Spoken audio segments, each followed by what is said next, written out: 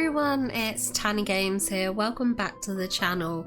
We're back in Love and Deepspace because we are gonna get married to our lovely Zayne. I say lovely Zayne. I've never actually been a Zayne girly, but I'm being slowly converted, and I've got to say the Zayne wedding dress is stunning. Like, I love it. I'm obsessed with it, and like, oh, just so much about this looks so good. So I did get this. I spent far too much money for this. If you are interested, I did the pulls in my Silas video, so feel free to check out the beginning of the video if you want to see the pulls. This video does not have the pulls in it, but it does it has the marriage, so that's what we're here for. Come to my wedding to Zayne. I hope you enjoy it. But yeah, let's start.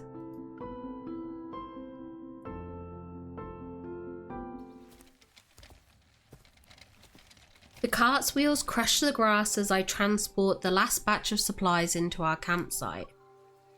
Outdoor camping mat, stove, folding chairs, whew, that's everything.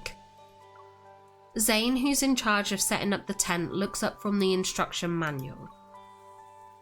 Thank you for your hard work, Chief of Logistics. It's nothing. This can barely be considered a warm-up. Looking at the tent that is yet to be assembled, I walk over to Zayne. So how's our Minister of Housing doing? Do you need some help? Zayne gives the instruction manual a little shake. I understand the theory, but I ran into a slight problem with the practical application. If you're willing to help, that would be perfect. He's so serious. He's so serious. I pick up 2 corners of the inner tent and spread it out. Meanwhile, Zayne crouches down to compare our setup with the diagram in the manual. Ah, the poles were threaded through the wrong loops. No wonder it wouldn't stand up properly. He quickly adjusts the crossing poles, then we raise the tent and position it properly. You're somehow a professional and an amateur at this. Oh, he won't like that. Zayne secures the 4 corners of the tent before pulling out the rainfly from a bag. I can't tell if that was a compliment or a critique. How did I know he'd react like that? I set up tents during department retreats. However, I've been too busy these past few years to keep up with it. Now I can barely remember anything about the outdoors. He passes me 1 corner of the rainfly and we unfold it together in perfect sync. But it's okay. I've committed the technique for setting up a 2-person tent to memory. As we smooth out the rainfly, Zayne walks to my side and gently brushes against my shoulder. I'm certain this skill will often come in handy from now on.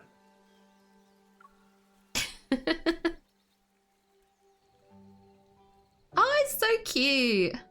While Zayne's tent setting skills might be a little rusty, his dessert making abilities are still impeccable. The desserts he packed from home are still crispy. After the satisfying meal, I sink into the folding chair and look at the starry sky. If there's a shooting star right now, I'd wish for... I close my eyes as I speak. I purposefully act out an exaggerated display of sincerity. I wish I could have Zayne's desserts every day from now on, especially the freshly baked ones. As soon as the words leave my mouth, I realise how greedy my wish sounds. Every day might be too much. I'll settle for whenever Dr. Zayne isn't busy. 1 second passes and then 2. Yet all I hear is the whisper of the wind. Is he going to say anything? I open one eye to sneak a peek at him. He catches me in the act, an irrepressible smile appears on his face. You don't need the help of a shooting star to grant a simple wish. I'll take its place and make it come true myself. Aww. Above us, the Milky Way shines like a crystal in the darkness. It's as if we've stepped into another world. It's so beautiful. Thankfully, I followed my doctor's advice. He always says that looking up at the sky is good for my neck and shoulders. Your doctor is correct, so you should definitely listen to him.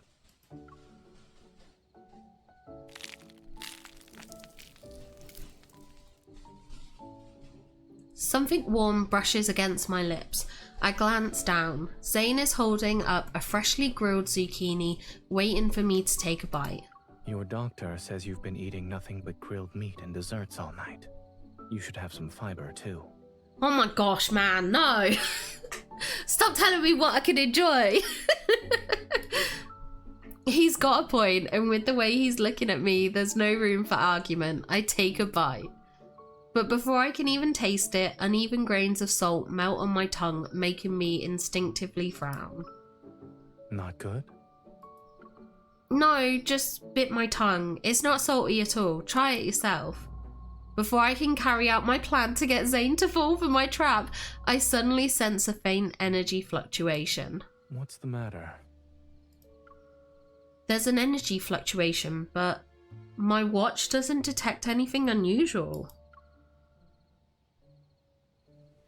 Zayne moves closer to me and places a reassuring hand on my back. We should check it out just to be safe. I'll accompany you.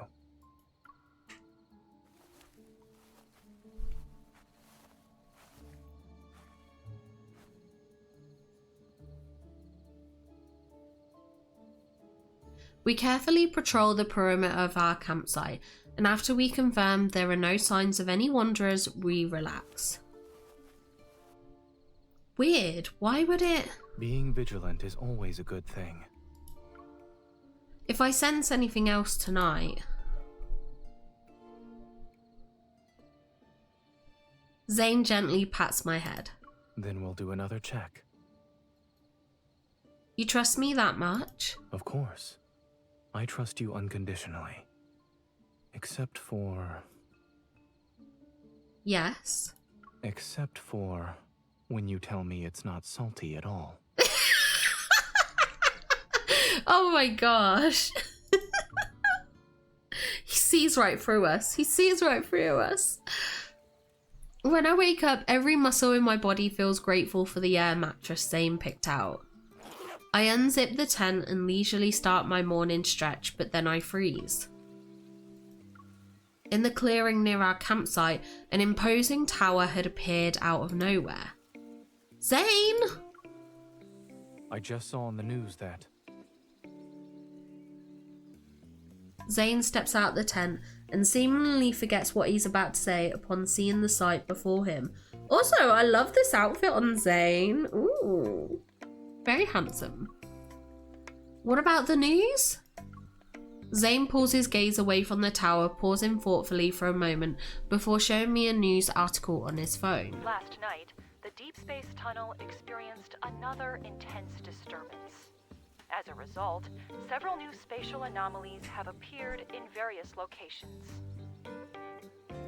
After reviewing the nighttime surveillance footage, it's been confirmed that these spaces exhibit no abnormal energy readings. Citizens are free to enter and exit. Your fluctuation sensing skills are spot on. But this is the first time a spatial anomaly appeared right in front of me. Now that I know it's harmless, the tower which had looked so ominous before seems much gentler.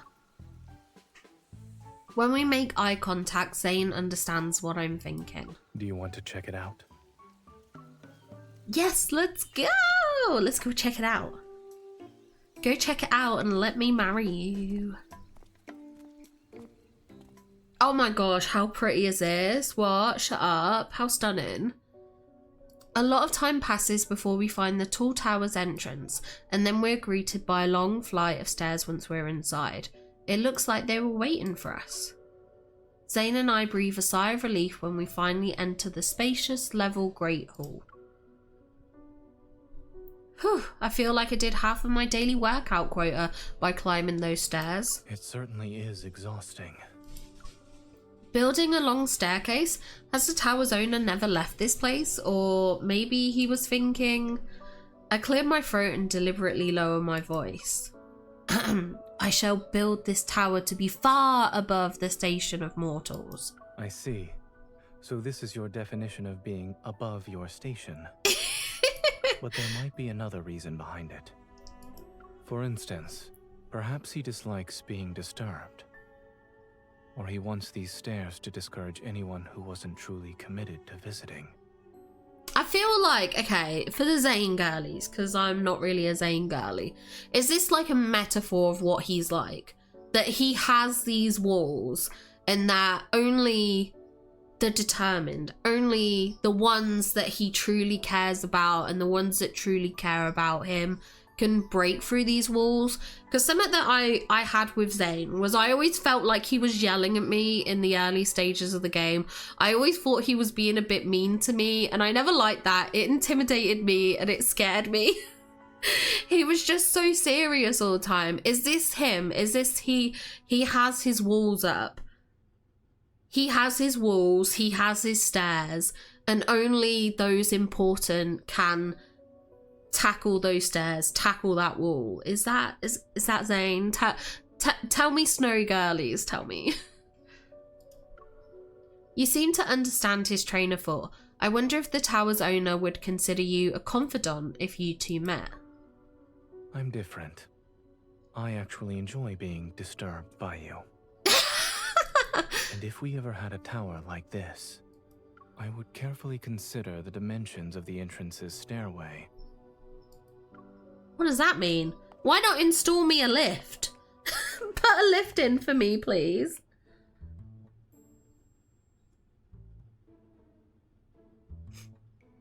After circling most of the tower, we become more certain about us being the only people here. We enter the main hall on the first floor, and there stands a massive throne of a peculiar design. This throne, is it made of ice? My curiosity gets the better of me as I sit on the throne. I run my hands along the massive ice pillars to my left and right. Do you think this belonged to a king? I lower my voice and strike a regal pose as if I'm about to give out commands. We shall deploy 5,000 troops. We'll capture that city and crush our enemies in one fell swoop. You're a natural at this. As he approaches, I change my pose. Or maybe the throne belonged to a foreseer who delivered prophecies from the gods. Leave me, I have received a divine message. Alright, I'm still sick, okay? That's why I can't talk properly. As Zayne stands off to the side, lost in thought, it's only when I wave a hand in front of him that he snaps back to reality. What's on your mind? You've been quiet for a while? I was just thinking, how did I never notice you had such a talent for acting?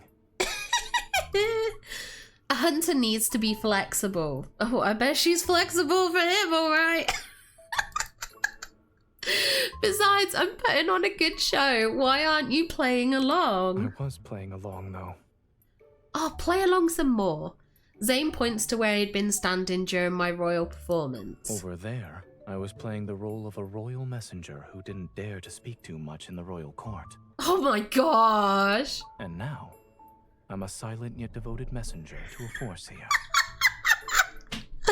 See what I mean? This man is so serious. He's so serious.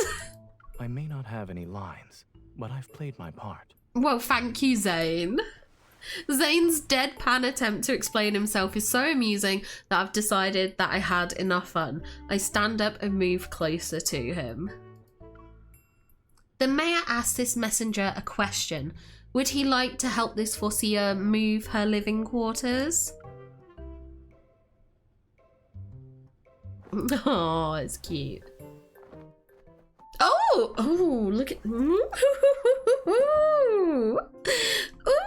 okay. Romantic. Look at that bed. And the window, the candles. Okay.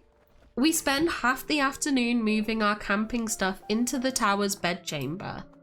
My gaze is drawn to an unassuming door covered in ice and snowflake-like patterns whenever we pass it. As we pass by the door, once again, Zayne and I stop in our tracks at the same time. Since we're curious, let's go in and take a look. Okay.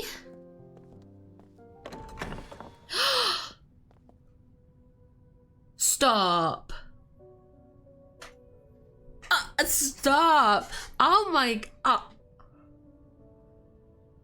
Is this not just the dream? Is this just not the dream? Any girl who grew up with Beauty and the Beast and loved that movie and loved that library,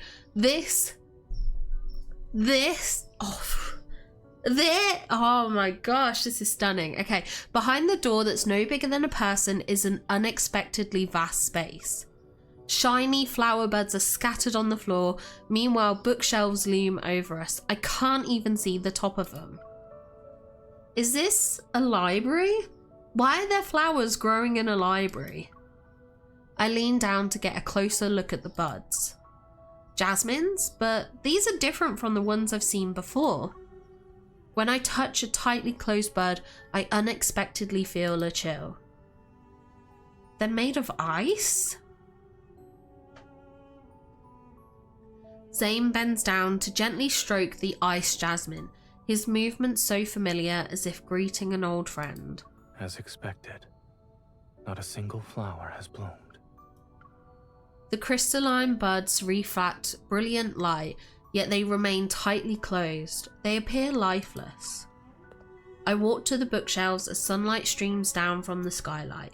It illuminates the dust particles in the air. Where's the ladder? The shelves are so tall. Are we supposed to fly to reach to the top? I hear the sound of ice forming behind me and turn to look. An ice crystal traces an elegant arc through the air. Did you use your Evo? No.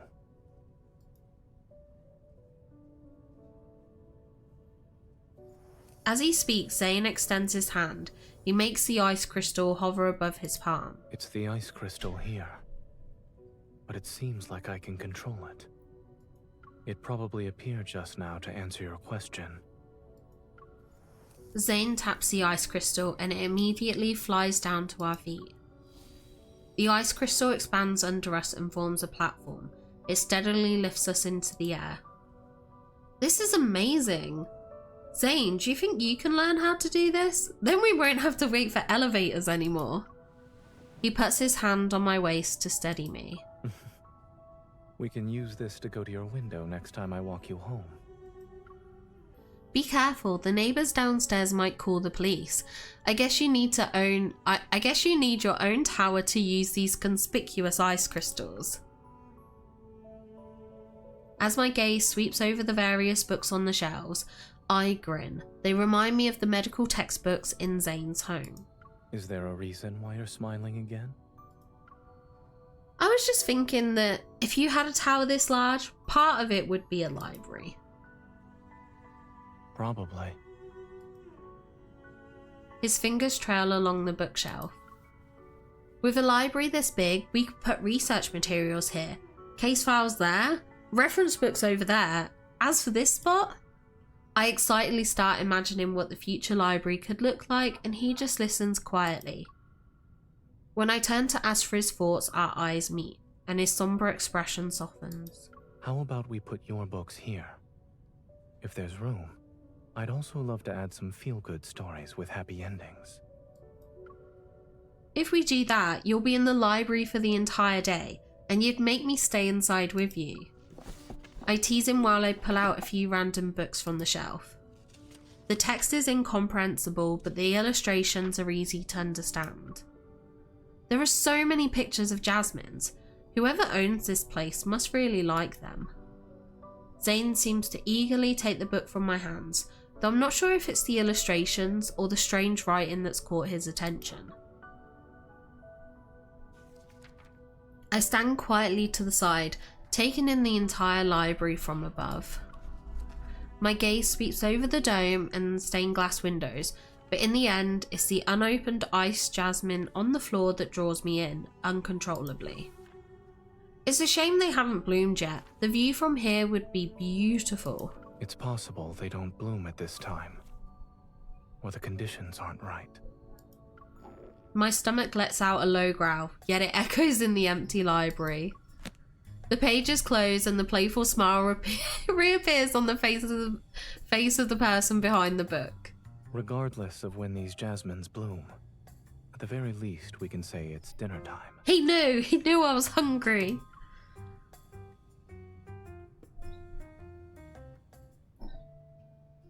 On our third day of camping, we follow our original plan and spend the whole day hiking in the mountains. The weather suddenly changes on our way back. When we return to the tower, we're completely soaked. Thankfully, the tower's fireplace is still working. We put in the wood we've collected and finally get a fire going. Do you feel a little warmer? Oh, I was hoping we'd see him wet. Was that wishful thinking? Zayne adds 2 more branches to the fireplace. I feel much better now that I took off those wet clothes. Come here, you should eat something. I bring 2 bowls of instant noodles to the fireplace. After looking around, I decided to use one of the stone stools as our table. This spot is perfect. We have a table and we're close to the fire. The only downside is having to sit on the floor. It's fine. It adds to the camping atmosphere. We sit down on the floor beside the stool. I start to eat and the hot broth warms my stomach. Contentment washes over me. Sitting on the floor to eat might not be elegant, but there's something wonderfully nice about this. It's like we've gone back to a more ancient time. Indeed. I suddenly have the urge to go hunting after our meal. Devouring some noodles, I pat the stone stool and lean back against it.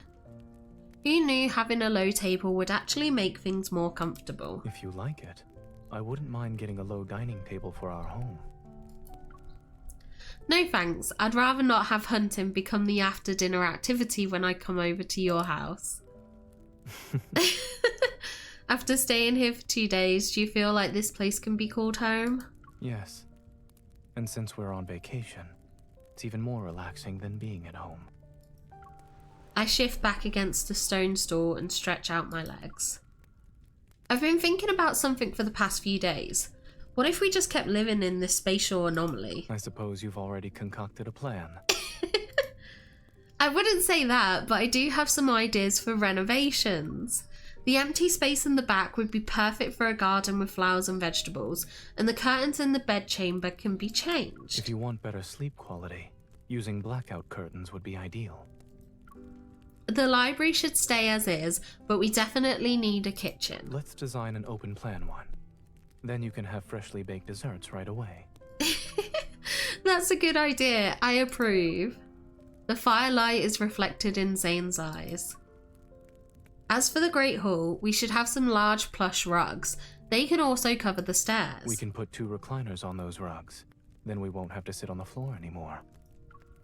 In the dancing firelight, we keep imagining different ways to decorate this tower. It's as if our plans could become reality at any moment.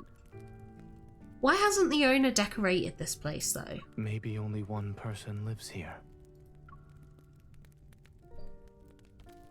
Lost in thought, Zayne adds 2 more logs to the fireplace. It takes 2 people to make a house feel like home. When you're alone, it's often just a place to stay at. And you tend to make do with the bare necessities. It doesn't only apply to decorations. Take eating, sleeping, and daily life, for example. Have you lived like that before? He turns to look at me, and a shadow briefly appears in his gaze. Yes. In Skyhaven, in Lincoln City, throughout university, when I just started working at Oxo Hospital. How did you live back then? I would volunteer to clean the lab after class. I also spent time sitting idly in the office after my shift. I occasionally bought groceries while walking around, but I'd usually only remember to eat them right before they spoiled. Why? I'm not sure. Maybe it's because I had no one to share anything with. I couldn't find the motivation for most things. Perhaps realizing his tone had gotten too solemn, Zayne gives me a slight smile.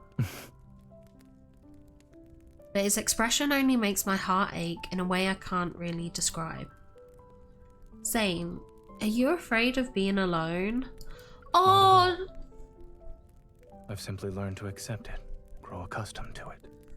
Oh. I even allowed it to reshape my life.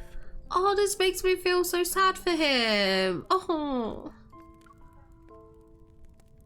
Oh, bless him. As he speaks, he slowly clenches his fist. But I don't enjoy being alone. I don't want to enjoy it. I place my hand over his and caress it twice. Oh, this is so sad. When I think about the past sometimes, I wonder what I would have become if we never saw each other again. His voice trails off, silence descends onto the room. I gently pull him closer and hug him. It's good that such a thing didn't happen. His palm rests against my back. Yes, I'm very lucky. I look up at him as his nose brushes against my cheek. He nuzzles me, and his cool lips move closer to the corner of my mouth. It happens once and then it happens again. Oh my.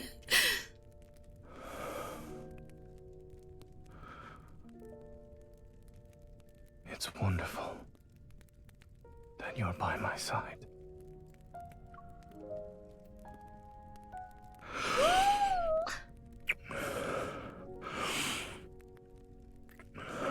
Oh my.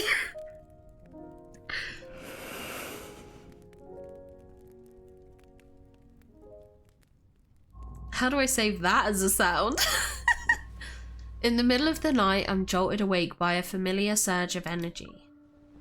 I plan to get up while not waking Zayne so I can investigate, but a warm hand grabs me as soon as I sit up. What's wrong? Is there another energy fluctuation? Yeah, it's somewhere in the tower. I'll go with you.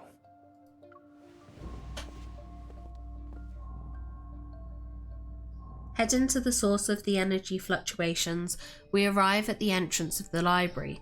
The door is slightly ajar and a faint light sleeps through the gap.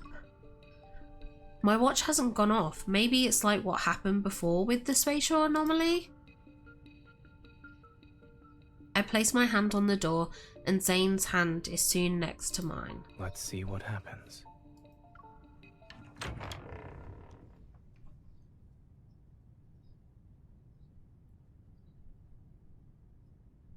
As the library door opens, we discover all the ice jasmines have blossomed, reminiscent of a sea of flowers, their petals sway. The jasmines bloomed? It happened overnight. Is it related to the energy fluctuations? Regardless of the reason, we won't be left with any regrets about our trip. The rain outside has stopped before we realised it. Pure and brilliant moonlight streams through the skylight. Under the moonlight, Zayne's features are softened to the point where they exude a rare gentleness.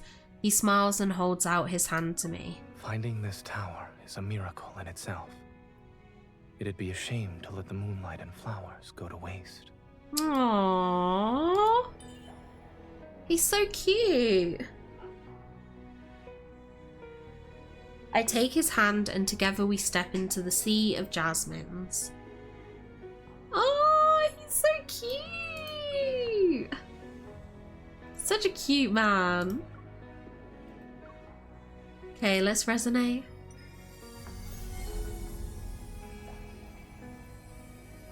Resonant energy hums between our joined palms. Suddenly, countless shimmering particles of light swirl around us. Once they disperse, Zayne and I see our clothes have been transformed. Oh my gosh, the way you grabbed our hand there. Oh my gosh. Does a flower fairy live here? Like one who says hello by magically changing people's clothes? I look down at my ethereal gown. I can't help but do a little spin. If there truly is a flower fairy, I believe I'm already standing before her. Oh my god, no. Okay, this man, I love him. I'm marrying him. He's just called me a flower fairy. Has a man ever said something more romantic than that? If a man calls you a flower fairy, you husband him up. You husband him up right away. That is... Oh my gosh, Zayne, yes, I do. I do. In that case, as a flower fairy, I'd say you're the reason why these flowers bloomed. Zayne pauses. Me? Your present made the fairy's heart blossom with happiness. That's why all these jasmines unfurled their petals. A tender joy reaches the corners of Zayne's eyes. Well then, may I ask the flower fairy to grant my wish? Since I made these flowers bloom. Walk to the center of this sea of jasmines and make your wish. Maybe the fairy will appear before you and together you'll walk across a rainbow bridge. Smiling, Zayne walks. Just as I lift my gown, ready to continue our impromptu fairy tale, I see Zayne raise his finger slightly. Oh my gosh, this man. How did I fall in love so fast?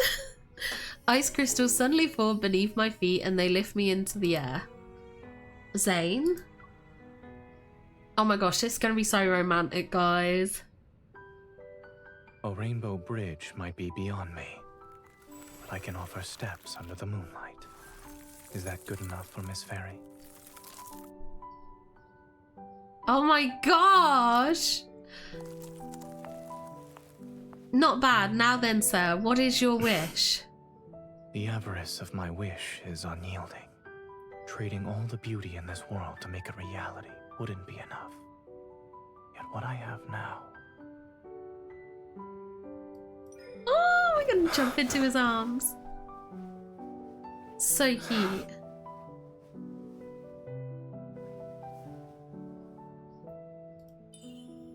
Maybe what I want to... Oh my gosh. I want to too give fast. you so much more. One sentence, one embrace, one jasmine petal. They're not enough.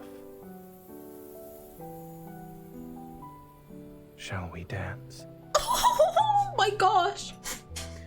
No, stop. I love this man. Oh my gosh.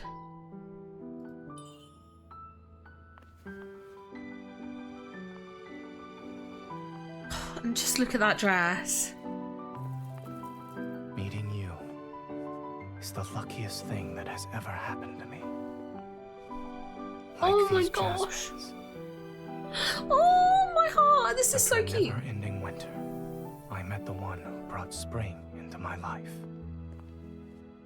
This space may not last forever. However, I promise to give you more beautiful memories. Every day, starting from this moment.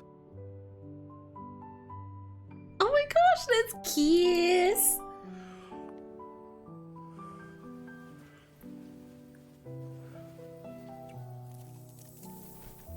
Oh my gosh, stop. This is so beautiful.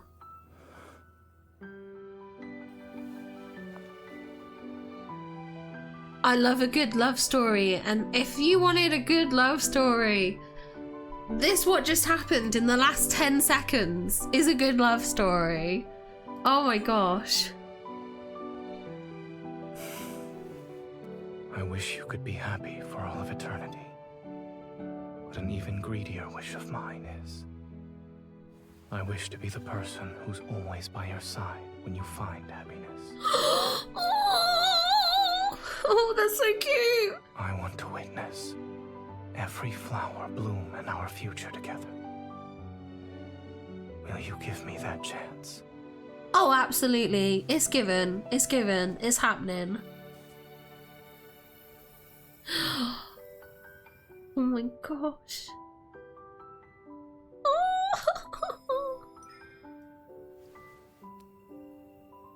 I will. Oh my gosh.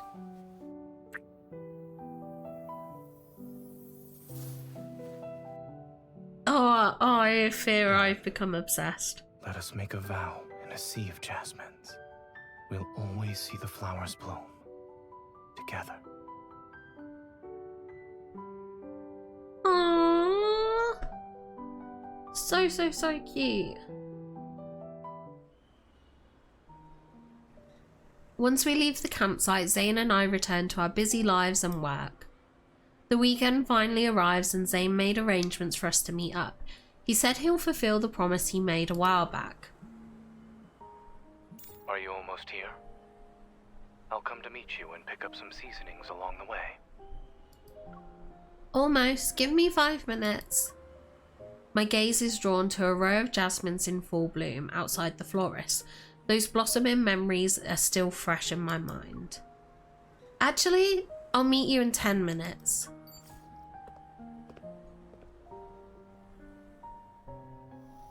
Are we gonna get him some flowers?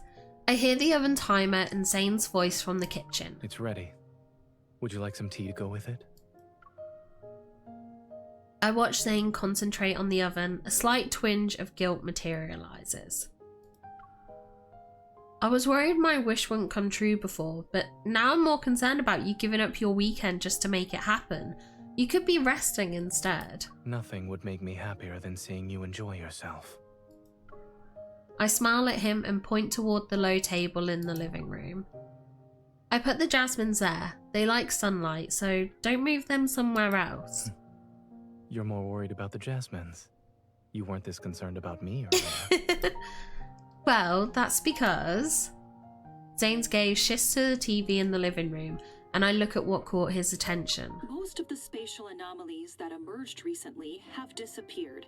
The effects from this deep space tunnel disturbance are subsiding for now. The screen cycles through aerial photographs of different spatial anomalies. I can't look away. I don't even understand why I'm fixated on this.